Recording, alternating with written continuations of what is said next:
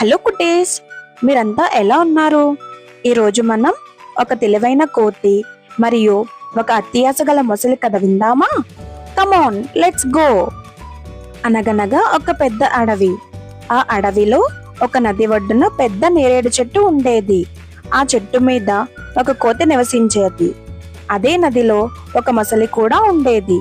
రోజు ఆ కోతి తీయటి పండ్లను కోసి మొసలికి ఇచ్చేది. అలా వాళ్ళిద్దరూ బెస్ట్ ఫ్రెండ్స్ అయిపోయారు. అలా ఒక రోజు మొసలి కొన్ని పండ్లను తన భార్య కోసం తీసుకువెళ్ళింది.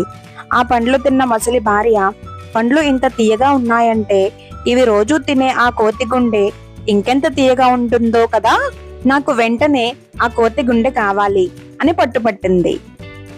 పాపం మొసలి చేసేదేమీ లేక తన స్నేహితుడైన కోతి దగ్గరకు వెళ్లి, మిత్రమా, మా ఆవిడ నిన్ను మా ఇంటికి విందుకు రమ్మంది.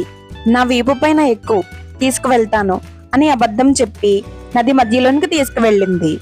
నది మధ్యలోకి వెళ్ళాక మొసలి అసలు నిజం చెప్పింది.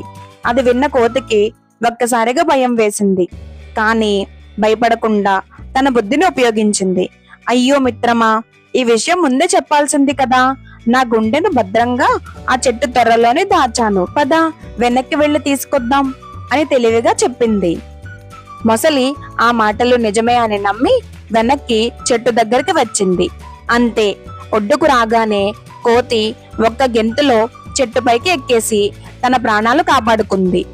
అత్యాశకు పోయిన మొసలి తన ప్రాణ స్నేహితుడిని కోల్పోయి ఏడుస్తూ ఒంటరిగా మిగిలింది.